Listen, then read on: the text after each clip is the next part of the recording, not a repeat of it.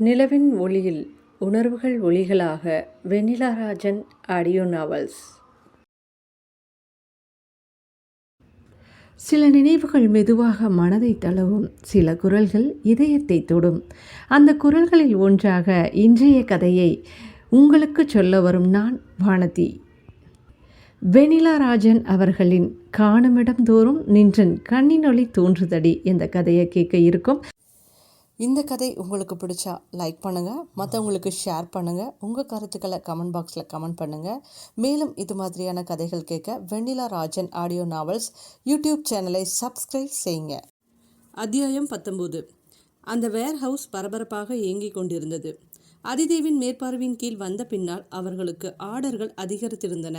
அதிதேவின் ஊக்குவிப்பினால் அவர்கள் உற்சாகமாக வேலை செய்தார்கள். அவன் அனைத்து ஊழியர்களிடமும் காட்டும் அக்கறையினால் அவர்கள் உள்ளம் நெகிழ்ந்தார்கள். ஒருவர் புத்தகம் எடுத்துத்தர இன்னொருவர் புத்தகத்தை பாலித்தீன் கவர் செய்து அவற்றை அட்டை பெட்டிக்குள் போட்டு பேக் செய்தார்கள். இன்னொருவர் அவர்களின் முகவரி ஒட்டியவுடன் அதை குறித்து கொண்டார்கள். இப்படி ஒவ்வொருவருக்கும் ஒவ்வொரு வேலை கொடுக்க பேக்கிங் துரிதமாக முடிந்து ஆர்டர் சீக்கிரம் கஸ்டமர்களின் வீட்டுக்கு சென்று அவர்களின் நன்மதிப்பை அதிகரிக்க செய்தது. இதனால் நாளுக்கு நாள் அவனது சைட்டில் புத்தகங்கள் ஏராளமாக விற்றன. அப்போது ஒரு நாள் அவனது ஃபோனுக்கு ஒரு கால் வந்தது. அதை பேசியவுடன் மிகுந்த சந்தோஷமாக விசிலடித்து கொண்டிருந்தான். அதை கவனித்து கொண்டிருந்த விஷ்ணு, என்னடா என்று கேட்டான். டேய், நம்ம கம்பெனியில் இன்வெஸ்ட் பண்ணுறோன்னு சொல்லியிருக்காங்கடா என்று சந்தோஷத்துடன் பகிர்ந்து கொண்டான். சூப்பர் ஆதி என்றவன் அவனை புன்னகையுடன் அணைத்து கொண்டான். சரிடா, ஆஃபீஸ் போகணும் வா என்றவன் விஷ்ணுவுடன் அலுவலகம் கிளம்பினான். இருவரும் காரிலிருந்து இறங்கியதும் அதிதேவ் இதழ்களில் புன்னகையுடன் தனது அலுவல் அறைக்கு வந்தான். இதனடா நம்ம ஆதிவாசி இவ்வளோ புன்னகையோட வரான் என்று யாழ்னி யோசனையுடன் பார்த்தாள். யட்சினி, என்ன பார்க்குற? யட்சினியா? அப்படியெல்லாம் யாரும் இங்கே இல்லை சார். நீதான் யட்சினி என்றவனை விஷ்ணு ஆச்சரியமாக பார்க்க அவனை பார்த்து ஆதி கண் சிமிட்டினான். அண்ணா, உங்கள் பாஸ்க்கு என்னாச்சு?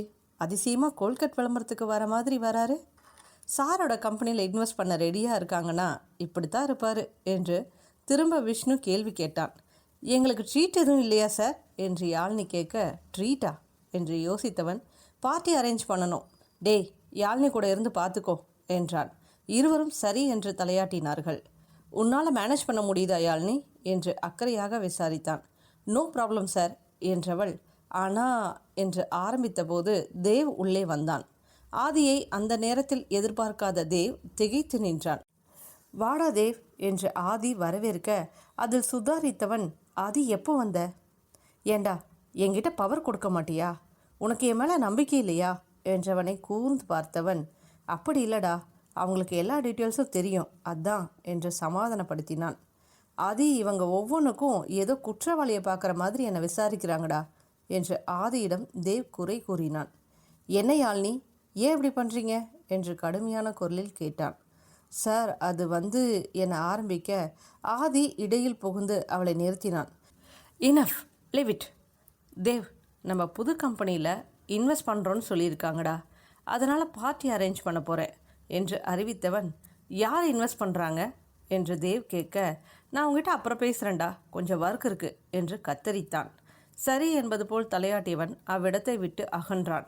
பின் மூவரும் வேலைகளில் தங்களை மூழ்கடித்து கொண்டார்கள். ஆதி சொன்னதற்கேற்ப விஷ்ணு அனைவரையும் அழைத்தான். விஷ்ணுவும் யாழ்னியும் சேர்ந்து பார்ட்டிக்கான அனைத்து ஏற்பாடுகளையும் செய்தார்கள். பார்ட்டி அன்று வெள்ளை கலரில் மஞ்சள் பார்டர் லைட்டாக தெரியும் வண்ணம் யாழினி புடவை கட்டியிருந்தாள். அதை பார்த்த ஆதிக்கு கண்களை அகற்ற முடியவில்லை. மச்சான் என்று விஷ்ணு அழைக்க அவனோ யாழ்னியே சைட்டடித்து கொண்டிருந்தான். அதை கவனித்தவளோ தலைகுனிந்து வேறு வேலை பார்ப்பது போல் சென்றாள். டேய், அவள் போய் 5 மினிட்ஸ் ஆச்சுடா என்று விஷ்ணு ஓட்ட ஆதி அசடு வழிந்தான். மிகவும் முக்கியமானவர்களை மட்டும் கூப்பிட்டு பார்ட்டியை நடத்த திட்டமிட்டிருந்தான். விஷ்ணுவும் ஆதியும் ஒவ்வொருவராய் வரவேற்று பேசியபடி இருக்க யாழ்னி மித்ராவுடன் ஏதோ கேட்க வந்தவள் திகைத்து நின்றாள். என்னாச்சு பேபி என்று ஆதி கேட்க, அப்பா என்றாள். அப்பாவா? யாரை சொல்கிற என்று ஆதி விசாரிக்க, அண்ணா, அப்பாவை கூப்பிட்டீங்கன்னு சொல்லவே இல்லை. உன் அப்பாவை நான் பார்த்ததே இல்லையேம்மா. ஆதி கொடுத்த லிஸ்ட் படி இன்வைட் பண்ணேன் என்று விஷ்ணு பதிலளித்தான். இவர்களின் உரையாடலில் ஆதி அதிர்ச்சியாய் யாழ்னியை பார்த்தான். அவள் பார்த்த திசையில் குணசேகரன் வந்து கொண்டிருந்தார். ஓ மை காட், இவரோட பொண்ணுதான் நான் யாழ்னி. அங்கிளுக்கு என்ன ஞாபகம் இருக்குமான்னு தெரியலையே என்று யோசித்தபடி அவரை பார்த்து கொண்டிருந்தான். யாழ்னி, நீ இங்கே தான் வந்தியா? நீ வேற ஏதோ ஃபங்க்ஷனுக்கு போகிறேன்னு நினச்சேன். அப்பா, இங்கே தான் வந்தேன் என்றவள் அதிதேவியும் விஷ்ணுவையும் அறிமுகப்படுத்தி வைத்தாள். அப்பா, இவர் அதிதேவ், சிஇஓ ஆஃப் தேவ் இண்டஸ்ட்ரீஸ் என்று அறிமுகப்படுத்த அதிதேவை பார்த்தவர் திடுக்கிட்டார். அப்பா, இவர் விஷ்ணு அண்ணா என்று அறிமுகப்படுத்தினாள். குணசேகரன் அதிதேவை ஊடுருவது போல் பார்க்க அவனும் அவர் பார்வையை சலிக்காமல் எதிர்கொண்டான். Hi sir, how are you என்று கேட்க ஃபைன் என்றவர். யாழ்னி, கொஞ்சம் வாமா, உங்ககிட்ட பேசணும் என்று அவளை கூட்டிச் சென்றார். என்னடா சொல்கிறாரு மாமனார் என்று விஷ்ணு கேட்க, அவர் என்னை பார்த்த ஷாக்கில் இருக்காரு மச்சி என்றவனை வியப்பாக பார்த்தான். என்ன ஷாக்டா? மச்சி, அதை நான் அப்புறம் சொல்கிறேன் என்றவன் கண்களில் வினித் பட்டான். ஒரு நிமிஷம் இரு, ஐ வில் கம் பேக் என்றவன் ஃபோனை எடுத்து யாருடனோ பேசியபடி வினித் இருக்கும் இடத்தை அடைந்தான். ஹலோ மிஸ்டர் வினித், வெல்கம் என்று ஆதி அவனை வரவேற்க அவனோ நக்கலாக சிரித்தபடி அவனை பார்த்தான். இப்போ எதுக்கு இந்த பார்ட்டி? எப்படியும் அதில் பாதாளத்துக்கு போக போகிற, அதுக்கு நான் கேரண்டி என்றவனை கொலை வெறியுடன் பார்த்தவன் சில நிமிடங்களில் தன் முகபாவனையை மாற்றினான். அப்படியா என்று ஆச்சரியப்பட்டவன், சாரை பற்றி ஏதோ பேப்பரில் போட்டிருக்காங்களாமே என்று கேட்க வினித் அதிர்ச்சியாய் அவனை பார்த்தான். சார் யார்கிட்டேயோ பார்க்கில் அடி வாங்கினாங்களாமே என்று கேட்டவனை உக்கிரமாக பார்த்தான். மிஸ்டர் வினித், உங்கள் அப்பாவோட தொகுதி நிதி எங்கே போகுது? உங்களுக்கு இன்னொரு ஸ்டே ஆர்டர் போடணுமோ என்று நக்கலாக கேட்டவனை ஆத்திரமாக சட்டையை பிடிக்க அப்போது மின்னல் போல ஏதோ ஒன்று தோன்றியது. அப்போது அந்த பக்கமாக வந்த விஷ்ணு அதிர்ந்து போய் வினித்தை அடித்தான். இதை சற்றும் எதிர்பாராத வினித் உறைந்து நின்றான். கூல் விஷ்ணு, இவனை நான் பார்த்துக்கிறேன் என்று விஷ்ணுவை சமாதானப்படுத்தியவன், இனி ஒவ்வொன்றா உனக்கு எதிராக வந்துக்கிட்டே இருக்கும், கெட் ரெடி ஃபார் தட் என்று உரிமிச் சென்றான்.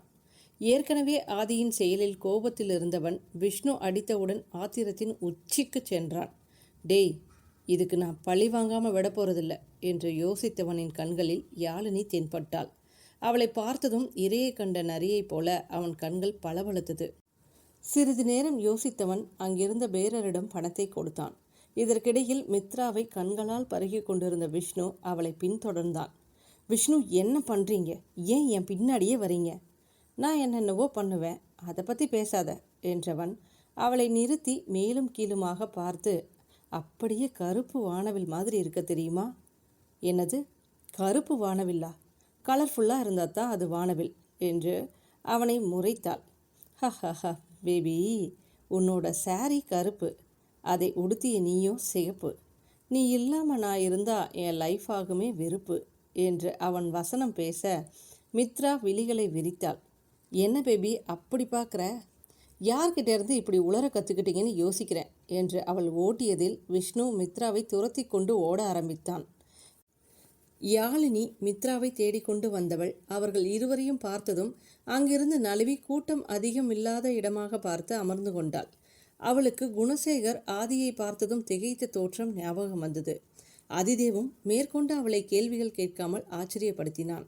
இந்த யோசனையில் இருந்தவள் சற்றும் யோசிக்காமல் பேரர் கொண்டு வந்த ஜூஸை குடித்தாள். பாதி கொடுத்தவள் உள்ளுணர்வு ஏதோ சொல்ல ஜூஸை வைத்தாள். ஃபோனை எடுத்து ஆதிக்கு டயல் செய்தாள். அவளுக்கு ஏதோ வித்தியாசமாக தோன்றியது. ஆதி மற்றவர்களுடன் பேசி கொண்டிருந்தவன் ஃபோன் ரிங் ஆனவுடன் எடுத்தவன் யாழ்னியின் எண்ணை பார்த்து திகைத்தான். ஹலோ யாழ்னி. ஆதி, எனக்கு தூக்கம் வர மாதிரி என்று அவள் சொல்லி கொண்டிருக்கும் போதே அவள் கையில் இருந்த ஃபோன் பிடுங்கப்பட்டது. அவள் திகைத்து போய் பார்க்க அங்கு வினித் நின்றிருந்தான். டேய், நீயா என்றவள் அடிக்க ஓங்க அவளுக்கு இருந்த அரை மயக்கத்தில் கை எங்கோ போனது. ஏய், உன்னை பழி வாங்காமல் விட மாட்டேன்டி. பார்க்கில் அன்னைக்கு அடித்த, இன்னைக்கு ஆள் செட் பண்ணி அடிக்கிறியா என்றபடி அவளை பிடித்து இழுத்தான். அவள் வினித்திடமிருந்து போராட முயன்றாள். ஃபோனில் இவர்களது உரையாடலை கேட்டுக்கொண்டே ஆதி அவர்கள் இருக்கும் இடத்தை நெருங்கி கொண்டிருந்தான். வினித் யாழ்னியை பிடித்து இழுத்து கொண்டு வெளியே போக அவன் முன்னால் வந்தவன் வினித்தை ஓங்கி அடிக்க அவன் வெளியே சென்று விழுந்தான். அவனை அடித்ததில் யாழினி தடுமாற சற்றென்று அவளை தாங்கி பிடித்தான். பேபி இங்க பாருடா என்று அவள் கன்னம் தட்டி அழைக்க அவளோ ஆதியின் குரல் கேட்ட நிம்மதியில் கொஞ்சம் கொஞ்சமாக மயக்கத்திற்கு சென்றாள். ஆதி திடீரென்று அங்கிருந்து கிளம்பியதில் சந்தேகம் கொண்ட விஷ்ணு அவனை பின்தொடர்ந்து செல்ல யாழ்னியை பார்த்ததும் அதிர்ந்து நின்றான். டேய், யாழ்னியை பார்த்துக்கோ, நான் வந்துடுறேன் என்றவன் வினித்தை நோக்கி சென்றான். ஆதியின் கண்களை பார்த்த வினித் 2 அடி பின்னால் நகர்ந்தான். டேய், ஃபஸ்ட்டு என்ன திமிரு இருந்தா அவன் மேலே கையை வைப்ப என்று அடிக்க ஆரம்பித்தவன் திடீரென்று அவனை தரதரவென்று தனது காருக்குள் இழுத்து சென்றான். காரை ஸ்டார்ட் செய்து ஆள் அரவரமற்ற இருப்பிடத்திற்கு ஓட்டிச் சென்றவன் வினித்தை தனது ஆத்திரம் தீரும் வரையில் அடித்து நொறுக்கினான். ஆதியின் உக்கிரத்தில் வினித்தின் கண்களில் உயிர் பயம் தெரிந்தது. இனி யார்கிட்டையாவது வாளாட்டுன, நெக்ஸ்ட்டு உனக்கு சங்குதாண்டா என்று மிரட்டியவன் அவனை ஓங்கி மிதித்துவிட்டு தனது காரில் சென்றான். காரில் ஏறியவன் விஷ்ணுவுக்கு ஃபோன் செய்தபடி காரை ஓட்டினான். டே, எங்கே இருக்கீங்க என்று கேட்க, யாழ்னியை கூட்டிகிட்டு நம்ம வீட்டுக்கு போயிட்டு இருக்கேன்டா. ஓ சரிடா, நீங்கள் போகிறதுக்குள்ளே நானும் ரீச் ஆகிடுவேன் என்றவன், அங்கிள் கிளம்பிட்டார் தானடா? அவர் அப்போவே கிளம்பிட்டாருடா. என்ன நம்ம இருக்கோன்னு நினச்சிருப்பாரு, இப்போ என்னடா அவர்கிட்ட சொல்கிறது என்று விஷ்ணு புலம்பினான். டே விடுடா, நான் பார்த்துக்கிறேன் என்றபடி ஃபோனை வைத்தான். மித்ராவோ புலம்பியபடியே யாழ்னியை பார்த்து கொண்டிருந்தாள். யாழ்னி என்னாச்சுடி, எந்திரடி என்று அழுது கரைந்தபடி இருந்தாள். பேபி நத்திங் டு வரி, யாழ்னிக்கு சரியாயிடும் என்று ஆறுதல் சொன்னான். நான் எப்பவும் அவ கூட தான் இருப்பேன் விஷ்ணு, ஆனால் எல்லாமே ஏன் தப்பு என்றவளை ஒன்றும் சொல்லாமல் அமைதியாக பார்த்தான். அதற்கு பின்பு அவன் எதுவும் பேசவில்லை. அவர்கள் வீட்டுக்கு போகும்போது ஆதி அவர்களுக்கு முன்னால் அங்கு இருந்தான். விஷ்ணு வண்டியை நிறுத்தியதும் காரின் அருகில் வந்தவன் யாழ்னியை தூக்கி கொண்டு வந்து அறையில் படுக்க வைத்தான். மித்ராவும் விஷ்ணுவும் அவன் பின்னால் வந்தார்கள். மித்து, ஃபஸ்ட்டு அவளுக்கு இந்த ட்ரெஸ்ஸை மாற்றுமா என்று அவனுடைய உடையை கொடுத்தான். மாத்துமா என்றவன் அறையை விட்டு வெளியேறினான். பின் சிறிது நேரத்தில் வந்தவன் குணசேகரனுக்கு அழைத்தான். Hello sir. Who is this? Sir, நான் அதிதேவ். பார்ட்டியில் பார்த்தீங்களே. ஓ நீங்களா? சொல்லுப்பா, யாழ்னி எங்க? சார், அதை சொல்ல தான் ஃபோன் பண்ணேன். இன்றைக்கி பார்ட்டி முடிய கொஞ்சம் லேட் ஆகும் சார். மித்துவும் எங்கள் கூட தான் இருக்கா. அவங்க 2 பேரும் பக்கத்தில் கம்பெனி கெஸ்ட் ஹவுஸில் தங்கிட்டு நாளைக்கு வந்துடுவாங்க என்று சொன்னவன், சரிப்பா, யாழ்னிக்கிட்ட கொடுக்குறியா, நான் பேசுகிறேன் என்று கேட்க, அங்கிள் மித்ரா பக்கத்தில் இருக்கிறா, கொடுக்குறேன் என்று சொல்லியபடி மித்ராவிடம் கொடுத்தான். அப்பா, என்ன மனுஷனோ என்ற யோசனையுடன் யாழ்னியை பார்த்தபடி நின்றான். இவர்கள் பேசி முடித்தவுடன் விஷ்ணு உள்ளே வந்தான். ஆதி, நீ யாழ்னியை பார்த்துக்கோ, மித்ரா நீ வா என்று மித்ராவை கூட்டிச் சென்றான். மித்ரா சென்றதும் யாழ்னியிடம் வந்த ஆதி அவள் கைகளை பிடித்தபடி அமர்ந்தான்.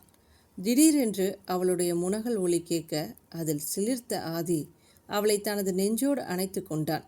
அவனது நினைவுகள் பின்னோக்கி சென்றது.